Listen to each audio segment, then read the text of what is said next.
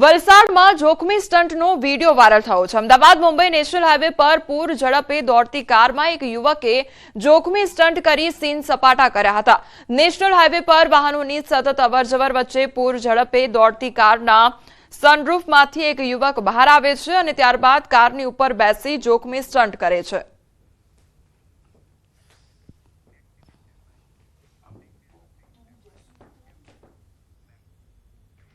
હવે સમાચારમાં આગળ વાત કરીએ બ્લાસ્ટની બળતરા વિશે। તો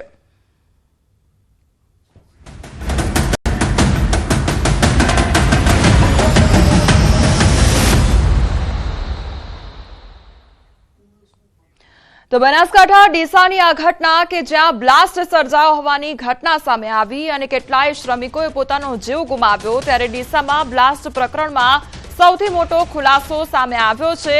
તો ડીસામાં બ્લાસ્ટ પ્રકરણમાં જે અપડેટ સામે આવ્યું છે, એક બાદ એક ખુલાસા થઈ રહ્યા છે। બનાસકાંઠા પોલીસે વધુ 4 શંકાસ્પદોને પકડી પાડ્યા છે। બ્લાસ્ટ પ્રકરણમાં બનાસકાંઠા એસપીનું નિવેદન સામે આવ્યું છે। તો બનાસકાંઠા પોલીસે વધુ 4 જે શંકાસ્પદો છે તેમને ઝડપી પાડ્યા છે। બ્લાસ્ટ પ્રકરણમાં બનાસકાંઠા એસપીનું નિવેદન સામે આવ્યું છે। ગેરકાયદેસર ગોડાઉન પ્રકરણમાં 4 શંકાસ્પદોની પૂછપરછ હાથ ધરવામાં આવી છે।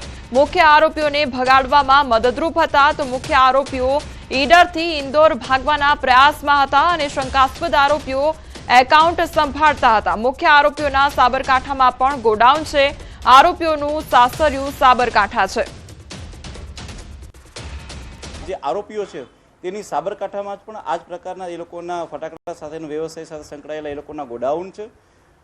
એ લોકોનો શાસ્ત્રીય પક્ષ પણ ત્યાં થાય છે અને સાથે સાથે આ લોકો જે છે એ ભાગ્યા છે ત્યારે કેટલાક લોકોનો સંપર્ક કરેલો હતો। પોલીસે આ 2 આરોપી સિવાય બીજા 4 જેટલા આરોપીઓને હાલમાં પૂછપરછ માટે પોતાની પાસે અહીંયા રાખ્યા છે કે જેમાં એ લોકોને ભગાડવામાં એમની સાથે હતા અને કેટલાક લોકો જે છે એમના મોબાઈલ ડિસ્ટ્રોય કરવામાં એમની સાથે હતા અને સાથે સાથે આમનું જે એકાઉન્ટ સંભાળી રહ્યા હતા, એટલે કે જે એકાઉન્ટના જે એમના અધિકારીઓ હતા એ સાથે છે, એમનું જીએસટીનું સંભાળીવાળા સીએના અધિકારીઓ હતા એ પણ એમની અમારી સાથે છે। એ બધાને પણ અહીંયા લેવામાં આવ્યા છે અને આ લોકો જે છે એ બંને આરોપીઓ એ હાલમાં ઈડરથી થઈ અને એ લોકો ઇન્દોર તરફ ભાગવાના પ્રયાસમાં હતા અને મીનવેલ પોલીસે છે એમને પકડી લીધેલા છે। સુરતના રાંદેર વિસ્તારમાં બારેમાસ ફટાકડાનું વેચાણ કરતા દુકાનદારોને ત્યાં પોલીસે ચેકિંગ હાથ ધર્યું છે। સ્પેશિયલ વિભાગના ડીસીપીના આદેશ બાદ દુકાનો અને ગોડાઉનમાં ચેકિંગ કરવામાં આવ્યું। નિયમ અને પરવાનગી મુજબ ફટાકડાનું વેચાણ કરાય છે કે નહીં તે અંગે તપાસ કરવામાં આવી। ફાયર સેફટી સહિત તમામ નિયમોનું પાલન કર્યું છે કે નહીં તે બાબતની પણ તપાસ કરવામાં આવી। સાથે જ પોલીસે જણાવ્યું કે તપાસમાં કોઈ ખામી કે બેદરકારી દેખાશે તો કાર્યવાહી પણ કરવામાં આવશે। અમારા રાંદેર પોલીસ સ્ટેશન વિસ્તારમાં જે કંઈ ફટાકડા વિક્રેતા લાયસન્સ હોલ્ડર છે તે તમામની જગ્યાએ અમે વેરિફિકેશન કરી રહ્યા છીએ। તેઓ નિયમ મુજબનું લાયસન્સ ધરાવે છે કે કેમ, જે લાયસન્સની રિન્યુઅલ ડ્યુ ડેટ તો નથી ને, મતલબ કે ઇન પીરિયડ લાયસન્સ રિન્યુ કરાવેલ છે કે કેમ, લાયસન્સમાં જણાવ્યા મુજબનો જથ્થો મેન્ટેન કરે છે કે કેમ, તેમજ યોગ્ય પ્રમાણપત્રો મેળવેલા છે કે કેમ, ફાયર સેફટી વગેરે, અને એ ફાયર સેફટીના જે સાધનો છે એ પણ યોગ્ય વેલિડિટી વાળા છે કે કેમ એ વગેરે અમે ચેક કરી રહ્યા છીએ। બનાસકાંઠાની ઘટના બાદ પોલીસ હવે એક્શન મોડમાં આવી ગઈ છે। અમદાવાદમાં પોલીસે તપાસ હાથ ધરી છે। શહેરમાં ફટાકડા બનાવતી ફેક્ટરી અને ગોડાઉનમાં તપાસ કરવામાં આવી રહી છે। અમદાવાદ ગ્રામ્ય વિસ્તારમાં પોલીસની તપાસ હાથ ધરવામાં આવી છે, તેમજ વાંચ ગામમાં પોલીસની તપાસનો ધમધમાટ શરૂ કરવામાં આવ્યો છે। પોલીસે વાંચ અને કઠવાડા, હીરાપુરા ગામમાં વિવિધ ટીમો બનાવીને તપાસ શરૂ કરી છે। અમદાવાદ ગ્રામ્ય જિલ્લામાં કુલ 75 જેટલા ફટાકડાના ઉત્પાદન, સંગ્રહ અને વેચાણના લાયસન્સ ધારકો આવેલા છે। માન્ય આઈજી સર અને એસપી સરની સૂચનાથી કાલથી એલસીબી, એસઓજી અને લોકલ પોલીસની ટીમ દ્વારા આ તમામ લાયસન્સ ધારકોનું સરપ્રાઇઝ ચેકિંગ હાથ ધરવામાં આવેલ છે। ડીસા દુર્ઘટના બાદ અમદાવાદનું ફાયર વિભાગ ઘોર નિદ્રામાંથી જાગ્યું છે અને ફટાકડા બનાવતા એકમો પર ચેકિંગ હાથ ધર્યું છે। ફાયર વિભાગની 4 અલગ અલગ ટીમ બનાવી તપાસ હાથ ધરવામાં આવી છે, જે અંગે chief fire officer Amit Donga સાથે ન્યૂઝ 18ની ટીમે વાતચીત કરી છે, જેમાં તેઓએ જણાવ્યું છે કે ગત વર્ષે 71 એકમને ફાયર એનઓસી આપવામાં આવી હતી। ફટાકડાના એકમોમાં ચેકિંગ મુદ્દે રિવ્યુ બેઠક કરવામાં આવશે, જેમાં જો વધુ ગંભીર ભૂલો દેખાશે તો કાર્યવાહી કરીશું। એકમ જ બંધ કરવા સુધીની કાર્યવાહી પણ કરવામાં આવશે।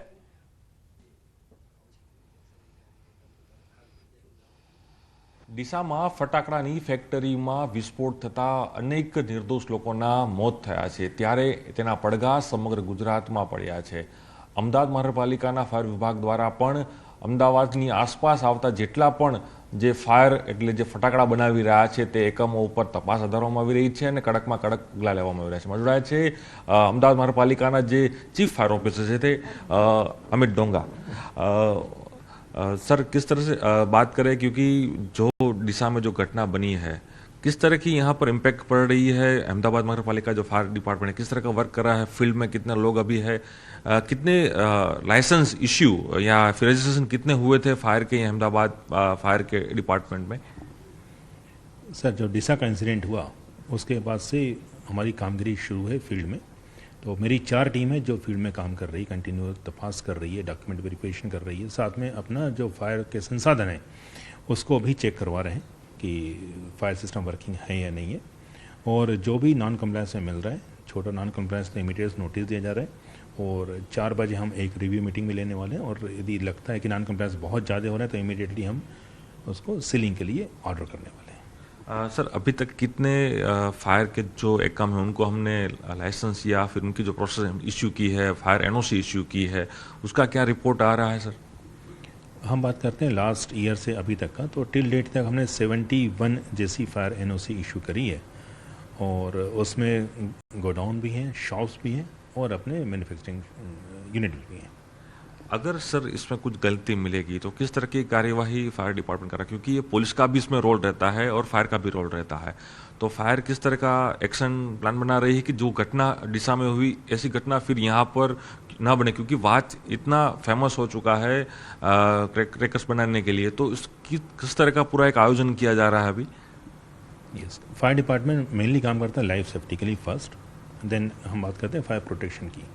तो जब हम लाइफ सेफ्टी बात करते हैं तो यदि इनकेस हमें ऐसा लगता है कि यहाँ पे दुर्घटना होने के चांसेस हैं और लाइफ सेक्रीफाइस हो सकती है तो इमीडिएटली उस यूनिट को पार्टिकुलर यूनिट को हम शटडाउन करवा देंगे. जी ચોક્કસ. આ હતા ફાયરના જે ચીફ છે તેઓ કહી રહ્યા છે કે ફાયરને લઈને કોઈપણ પ્રકારની જે કહી શકાય કે કામગીરી હાલ કરવામાં આવી રહી છે. તમામ જે ફાયર સ્ટેશનો જે ફાયરના અધિકારીઓ છે તે હાલ જે ફટાકડા બનાવતા જે એકમો છે ત્યાં તપાસ કરી રહ્યા છે અને એક રિવ્યૂ બેઠક બાદ નિર્ણય લેવાશે કે વધુ આ કઈ તાની પર કાર્યવાહી કરી શકાય. કેમેરા અમિત શર્મા સાથે પ્રણવ પટેલ, ન્યૂઝ 18 અમદાવાદ. સુરતના ઉત્તરાયણમાં મહિલા તબીબ સાથે 14.33 કરોડ રૂપિયાની છેતરપિંડીની ફરિયાદ નોંધાઈ છે. મહિલા તબીબના પતિ અને સસરાએ જ કરોડોની છેતરપિંડી કરી છે. ઉત્તરાયણ પોલીસે આરોપી પતિની ધરપકડ કરી 42 વર્ષીય તબીબ નમ્રતા વિરડિયાના લગ્ન મહારાષ્ટ્રના ડેન્ટિસ્ટ તુષાર પ્રકાશ ભારંભે સાથે થયા હતા. ડોક્ટર નમ્રતાના આઈવીએફ સેન્ટર અને નર્સિંગ હોમનો આર્થિક વ્યવહાર પતિ તુષાર સંભાળતો હતો. સેન્ટર માટે ડોક્ટર નમ્રતાએ લોન પણ લીધી હતી. 2020 તુષારે લોન ભરપાઈ થઈ ગઈ હોવાનું કહ્યું હતું, પરંતુ બાદમાં બિલ્ડરને 2 કરોડ આપવાના બાકી હોવાનું ખુલ્યું હતું.